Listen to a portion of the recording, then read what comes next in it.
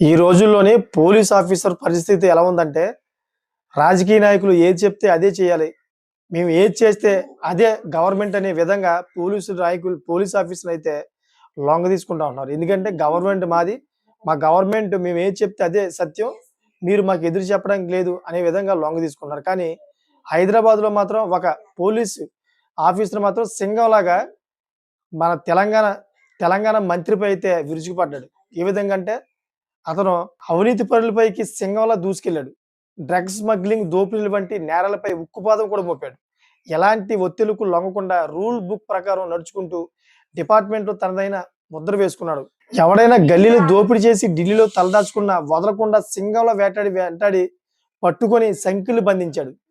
మరి వ్యాపారవేత్తలు, ప్రముఖులే కాదు రాజకీయ నాయకులు ఆగడాలకు సైతం అడ్డుకట్ట వేస్తూ పోలీసు పవరేంటో చూపించాడు. అవినీతికి దడ పుట్టిస్తూ దూసుకుపోతున్న కాకి బాస్ అతను మరి. ఇటువంటి కాకి బాస్ కాదు. ఇటీవల తెలంగాణ మంత్రి పొంగులేటి శ్రీనివాసరెడ్డిని సైతం లెక్క చేయలేదు. మంత్రి కొడుకు హర్షారెడ్డి భూముల కబ్జాపై కఠినంగా వ్యవహరించాడు. 300 కోట్లు భూమిని అప్పనంగా దోచుకుంటున్నట్లు పల్లవి షా అనే మహిళ ఫిర్యాదుతో కేసు ఫైల్ చేసి రాష్ట్రంలో సంచలనం క్రియేట్ చేశాడు గచ్చిబౌలి సిఐ హబీబుల్లా ఖాన్. మరి అయితే అనూహ్యంగా హబీబుల్లా ఖాన్ కు బదిలీ లెటర్ అందించడం హాట్ టాపిక్ గా మారింది. రూల్ బుక్ పట్టుకొని నిష్పక్షపాతంగా వ్యవహరించిన గచ్చిబౌలి ఇన్స్పెక్టర్ కు తెలంగాణ ప్రభుత్వం ఊహించిన గిఫ్ట్ ఇచ్చిందనే విమర్శలు బాగా మొదలయ్యాయి. సో ఈ మేరకు మంత్రి పొంగులేటి శ్రీనివాసరెడ్డి కుమారుడు హర్షారెడ్డికి సంబంధించిన Raghava constructions company Gandipet revenue పరిధి వట్టినాగులపల్లిలో 300 కోట్ల విలువైన భూమి కబ్జాకు ప్రయత్నించింది. సో నవంబర్ 30న 70 మంది బౌన్సర్లను తీసుకెళ్లి ఆ భూమి చుట్టూ ఉన్న ప్రహరీని కూల్చివేసి స్థల యాజమానిపై దాడి చేసినట్లు పల్లవి షా అనే మహిళ ఫిర్యాదుతో గచ్చిబౌలి సిఐ హబీబుల్లా ఖాన్ 7 సెక్షన్ల కింద కేసు నమోదు చేశారు.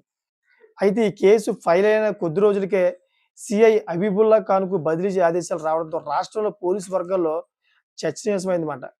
విధులకు సక్రమంగా నిర్వర్తించే పోలీసు అధికారులు సైతం శిక్షల పాలవుతున్నారని, ఇలాగైతే బాధితులు ఎలా న్యాయం పొందాలనే ప్రశ్నలు మరింత బలంగా వినిపిస్తున్నాయి. మరి సిఐ హబీబుల్లా ఖాన్ పై వేటుకు పోలీసు ఉన్నతాధికారులు అంగీకరించలేదట. కానీ మంత్రిని అసంతృప్తి పరిచేందుకు పొలిటికల్ బాసులు ఉత్తర్వులు జారీ చేసినట్టు తెలుస్తోంది. మరి సిఐని బదిలీ చేయించింది మంత్రి ఒత్తిడితోనే అయినప్పటికీ బాధితుల ఫిర్యాదుపై సకాలంలో స్పందించినందుకే బదిలీ చేసినట్టు పోలీసు వర్గాలు చెప్పడం హాస్యాస్పదం అవుతుంది.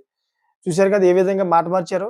బాధితుడి ఫిర్యాదుపై సిఐ నిజంగానే సరిగ్గా స్పందించకపోతే అసలు ఈ వ్యవహారమే వెలుగులోకి వచ్చేది కాదు కదా.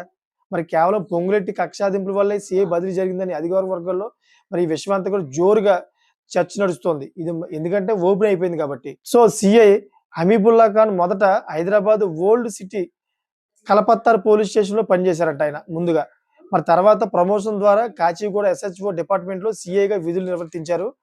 కాచిగూడ పోలీస్ స్టేషన్ లో విధులు నిర్వహించినప్పుడు 85 ఇయర్స్ అంటే 85 years old lady murder case కేవలం 48 గంటల్లోనే ఆయన ఛేదించారు. హంతకుల్ని పట్టుకోవడంతో ప్రజల్లో నిజమైన హీరోగా మన్నలు పొందారు ఆయన. అంతేకాదు ఇటీవలే శిఖా గోయల్ నుంచి ల్యాండ్ ఆర్డర్ విభాగంలో సురక్షిత హైదరాబాద్ అవార్డును అందుకున్న హమీబుల్లా ఖాన్ సైబరాబాద్ కమిషనరేట్ లో క్రమశిక్షణ నిజాయితీకి ప్రతీకగా నిలిచారు ఆయన. అటువంటి వ్యక్తికి ఏ ఒత్తిడి వచ్చినా ఎలాంటి ప్రభావం ఉన్నా కానీ చట్టపరమైన విధులే ప్రాధాన్యమని నమ్మే పోలీస్ ఆఫీసర్గా ఆయనకు ఒక ప్రత్యేక గుర్తింపు కూడా బాగా సంపాదించుకున్నాడు. సో అటువంటి వ్యక్తికి గచ్చిబౌలి పోలీస్ స్టేషన్లో బాధితులు నిర్వహించిన కాలంలో సిఐ హబీబుల్లా ఖాన్ పలు కీలక కేసులు ఛేదించారంట.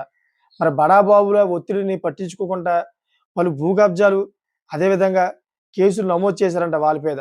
నకిలీ క్యాబ్ డ్రైవర్లు, ఫ్రాడ్ రాకెట్లు, ఐటీ కార్డుల్లో క్యాబ్ రిక్రూట్మెంట్, ఆన్లైన్ ఫ్రాడ్ గ్యాంగ్లకు అడ్డుకట్టు వేసేవారంట బాగాను.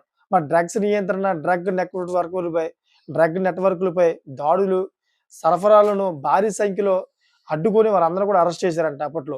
మరి ఇక బైక్ లిఫ్టింగ్, ల్యాప్టాప్ చోరీలు, కార్పొరేట్ ప్రాంతాల్లో జరిగిన దొంగతనాలను వేగంగా ఛేదించారంట అప్పట్లో. మరి ఐటీ ఉద్యోగుల భద్రత కోసం ప్రత్యేక అవేర్నెస్ డ్రైవ్స్, సైబర్ క్రైమ్ సమన్వయం చేశారంట. మరి ఈ నేపథ్యంలో పలు అవార్డులతో పాటు అధికారిక ప్రశంసలు అందుకున్నారు. అత్యుత్తమ క్రమశిక్షణ గుర్తింపుగా సైబరాబాద్ మెరియేట్ అవార్డు, అదేవిధంగా కీలక కేసులో వేగవంత దర్యాప్తు